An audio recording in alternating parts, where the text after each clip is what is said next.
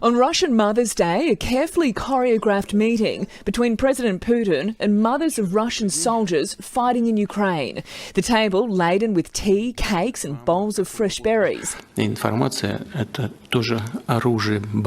the president told those whose sons had been killed, he shares their pain, but has no regrets about launching what he calls the special military operation. The Russian invasion has triggered the biggest confrontation between Moscow and the West since the 1962 Cuban Missile Crisis. NATO will continue to stand with Ukraine for as long as it takes.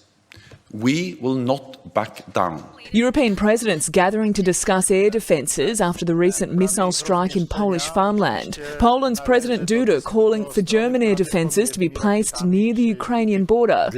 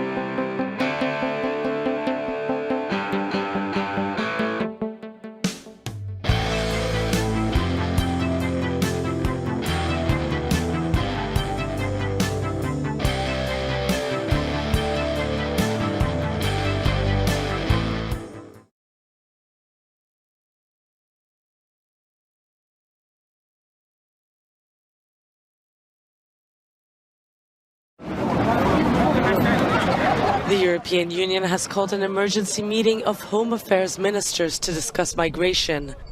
There is growing concern in the bloc following a recent diplomatic row between France and Italy over the Ocean Viking ship, as well as the arrival of 450 migrants on the Greek island of Crete.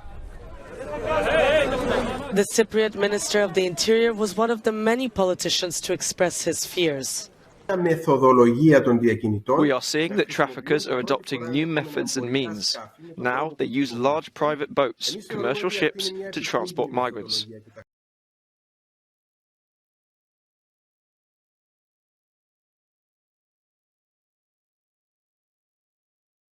All schools across Uganda have closed 2 weeks earlier than scheduled before Christmas as the government battles a growing Ebola outbreak. It comes after 23 children contracted the virus in Kampala, 8 of whom died. So far, there are more than 140 confirmed cases of Ebola, with 55 deaths.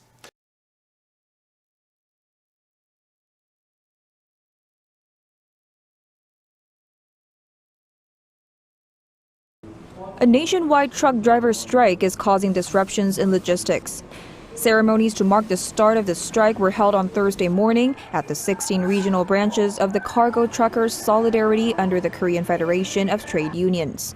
According to the Truckers Union, around 11,000 people gathered across the 16 locations. The first strike back in June caused major production disruptions and cost businesses $1.2 billion. Truck drivers are calling for guarantees on minimum payments based on operating costs. As a partial compromise, the government and the ruling People Power Party decided to extend the minimum pay guarantees for another 3 years.